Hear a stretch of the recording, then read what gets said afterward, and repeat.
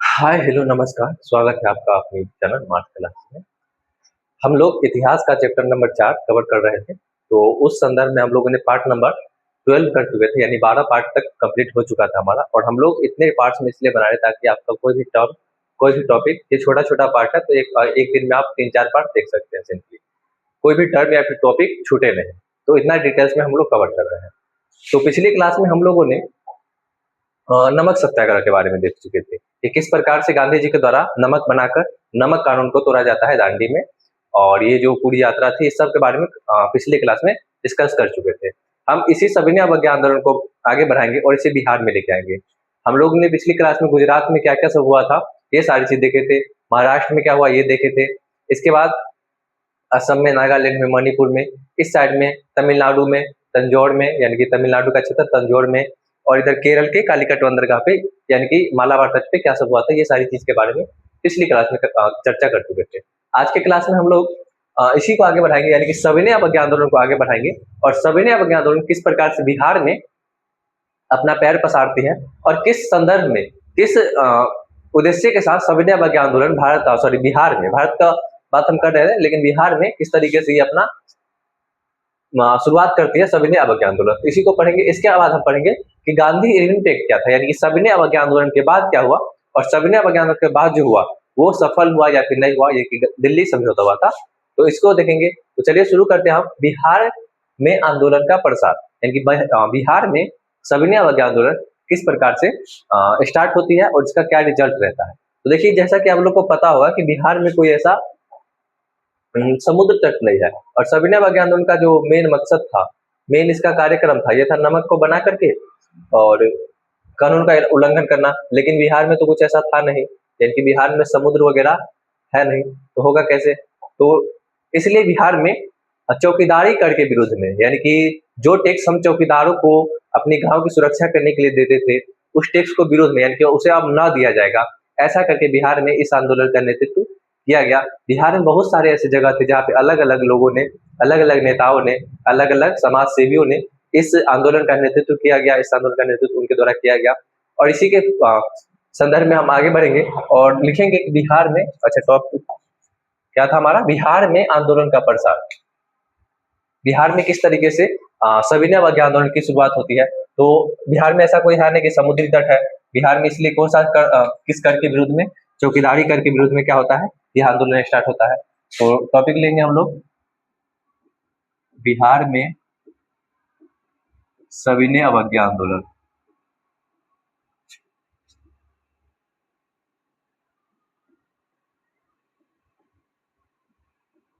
बिहार में सविनय अवज्ञा आंदोलन किस प्रकार से बिहार में सविनय अवज्ञा आंदोलन की शुरुआत होती है। तो जैसा कि आप लोग को पता होगा कि बिहार में ऐसा कोई समुद्र तट है नहीं, तो इसमें क्या नहीं दिया जाएगा, चौकीदारी कर, चौकीदारी कर के विरोध में ये आंदोलन स्टार्ट होगा। कर या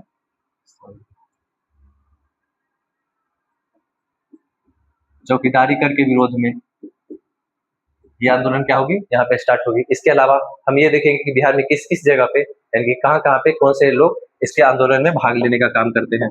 तो सबसे पहले हम आ जाते हैं सिवान में। बिहार के बहुत सारे जिले, 38 जिले हैं, लेकिन सारे जिले के बारे में नहीं, जो मुख्य जिला है वहां पे देखेंगे। और जहाँ पे इस आंदोलन को मुख्य प्रचार प्रसार मिला, मुख्य बढ़ावा मिला, उसी जिले की हम बात करेंगे। तो सबसे पहले सिवान देखते हैं। सिवान में एक व्यक्ति हुए गंगा प्रसाद राय, गंगा प्रसाद राय।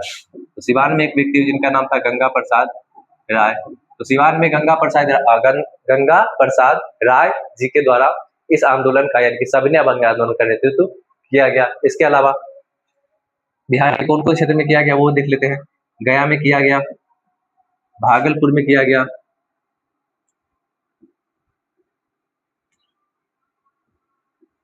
गया में किया गया, भागलपुर है,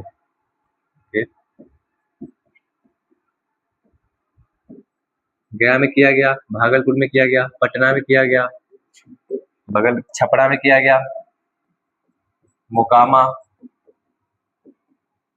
मोकामा में किया गया, सिवान में किया गया, सिवान, बेगूसराय, बाढ़, बेगूसराय में किया गया, बाढ़, बहड़िया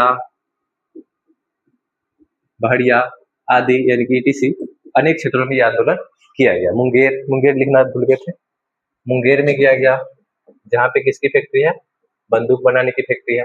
इस सारे जगहों पे सविनय अवज्ञा आंदोलन की शुरुआत की जाती है बिहार में। और सिवान में एक व्यक्ति थे जिनका नाम था गंगा प्रसाद राय, इनके द्वारा ये नेतृत्व किया जाता है।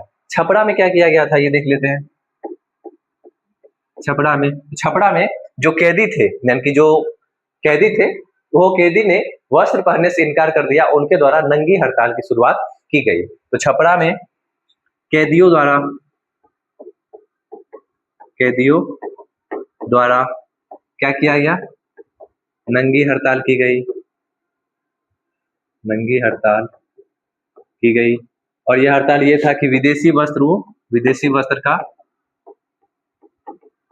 बहिष्कार कर रहे थे सारे लोग,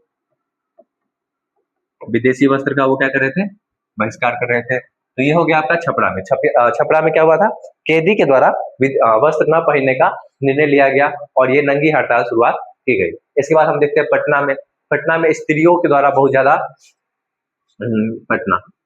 ये आंदोलन को बढ़ावा मिला। पटना में किसके द्वारा, स्त्रियों के द्वारा। इस स्त्री में सबसे महत्वपूर्ण स्त्री थी जिसका नाम हम पिछले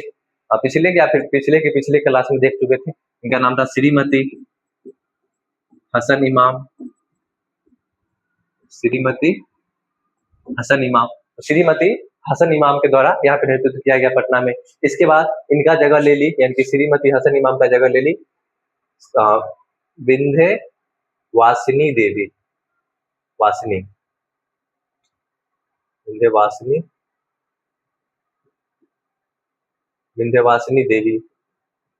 देवी ने श्रीमती हसन इमाम का जगह ले ली।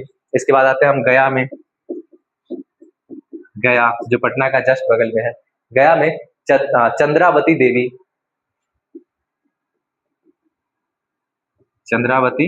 देवी, ये सारे ऐसे प्रमुख व्यक्ति हुए जिन्होंने सविनय अवज्ञा आंदोलन में प्रमुख रूप से बढ़ चढ़ के भाग लिए। तो सबसे पहले कौन सा था, सिवान में गंगा प्रसाद राय। इसके बाद भागलपुर जैसे अनेक क्षेत्रों में हुआ। इसके बाद छपरा में क्या था कि कैदियों के द्वारा नंगी हड़ताल की गई, वस्त्र न पहनने का निर्णय लिया गया। इसके बाद पटना में स्त्री थी, दो स्त्री का नाम महत्वपूर्ण था, एक था श्रीमती हसन इमाम और दूसरी स्त्री थी विंध्यवासिनी देवी। पहले तो आई श्रीमती हसन इमाम, उसके बाद विंध्यवासिनी देवी।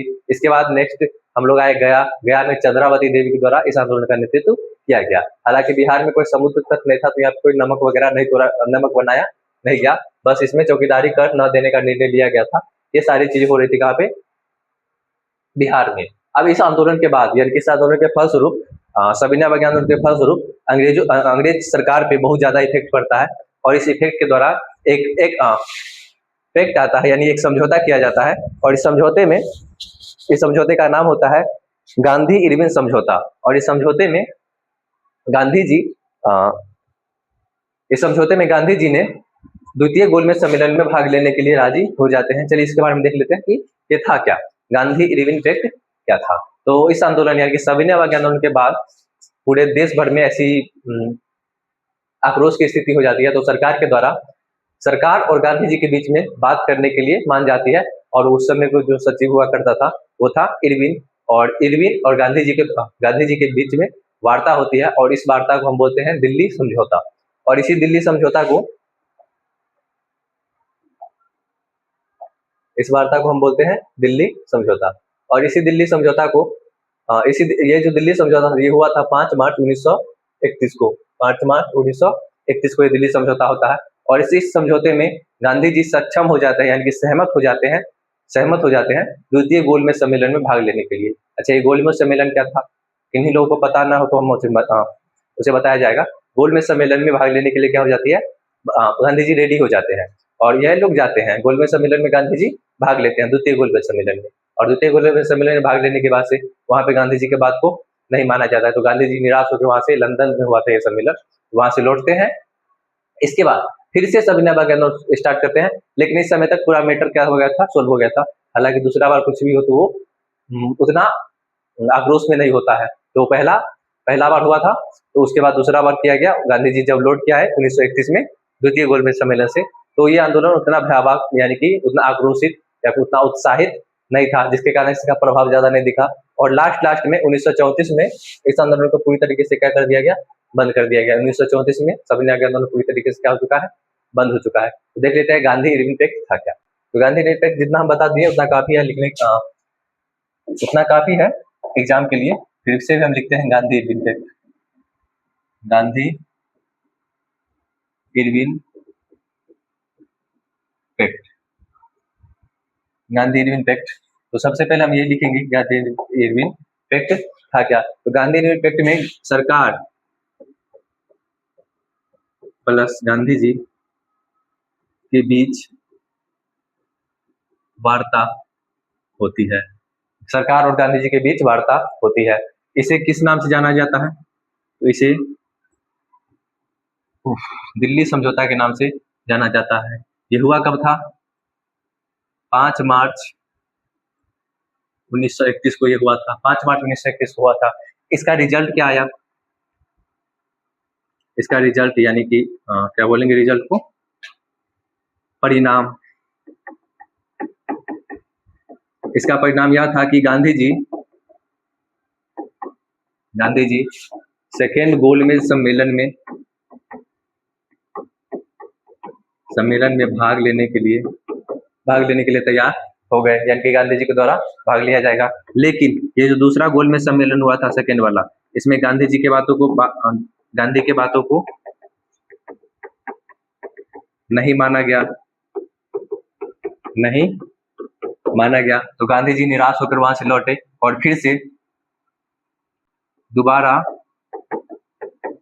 सविनय अवज्ञा आंदोलन की शुरुआत किए। लेकिन इस बार वो आंदोलन उतना ज्यादा उत्साहित नहीं था, यानी कि लोगों में उत्साह क्या हो गई थी, कम हो गई थी। और अंततः 1934 में इस आंदोलन को पूरी तरीके से क्या करना पड़ा, समाप्त करना पड़ा। तो देख लेते हैं द्वितीय गोलमेज सम्मेलन क्या था।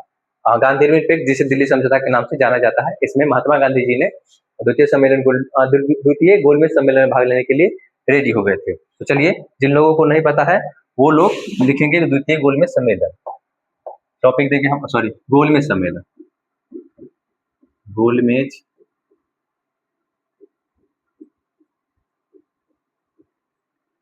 ये गोलमेज सम्मेलन क्या था।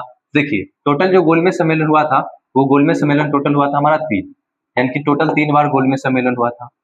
इसमें जो पहला था प्रथम गोलमेज सम्मेलन, प्रथम गोलमेज सम्मेलन। जो पहला गोलमेज सम्मेलन हुआ था, ये हुआ था 12 नवंबर 1930 से लेकर के 19 जनवरी 1931 तक। 12 नवंबर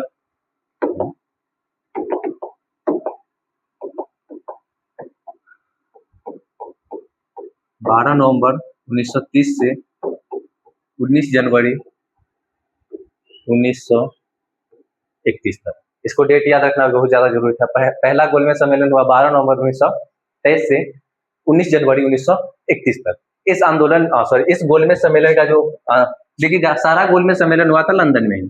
तो ये गोलमेज सम्मेलन कहाँ हुआ, लंदन में। इस गोलमेज सम्मेलन के अध्यक्ष इंपोर्टेंट है, ये पहला है। इस गोलमेज सम्मेलन के अध्यक्ष थे वहां के प्रधानमंत्री, यानी ब्रिटिश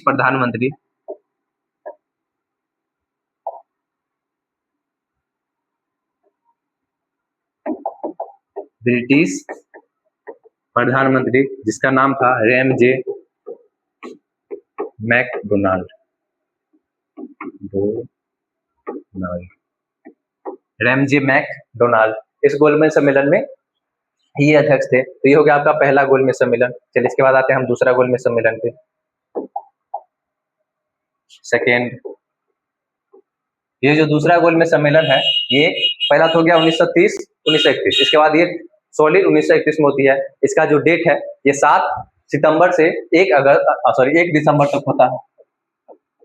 7 सितंबर से 1 दिसंबर, 7 सितंबर 1931 से 1 दिसंबर 1931 तक यह सम्मेलन होता है। तो दूसरा गोलमेज सम्मेलन कब से कब तक हुआ, 7 सितंबर 1931 से 1 दिसंबर 1931 तक। पहला हुआ था 12 नवंबर 1930 30 से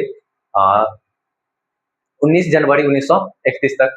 देखिए, दूसरा गोलमेज सम्मेलन में गांधी जी भाग लेते हैं, ये बात महत्वपूर्ण है। दूसरा गोलमेज सम्मेलन में गांधी जी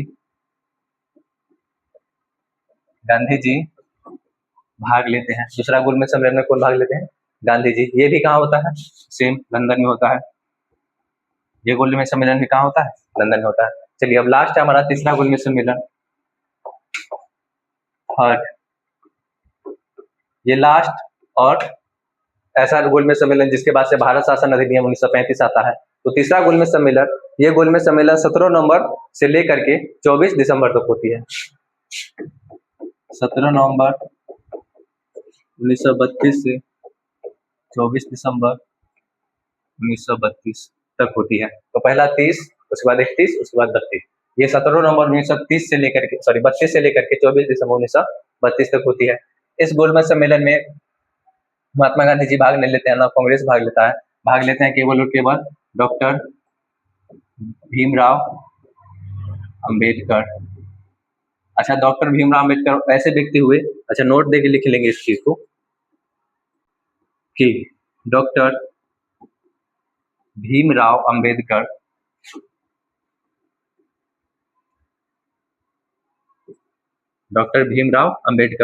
तीनों गोलमेज सम्मेलन में भाग लेते हैं। तीनों गोलमेज सम्मेलन में भाग लेते हैं। ये था हमारा गोलमेज सम्मेलन। अच्छा, इसके बाद एक और चीज, ये जो गोलमेज सम्मेलन था, इसका परिणाम क्या था, यानी कि इसका रिजल्ट क्या था? इसका रिजल्ट ये था कि भारत शासन अधिनियम 1935 इसी के बाद लगाया गया, जिसके तहत बहुत सारा चेंजेस किया गया। भारत शासन अधिनियम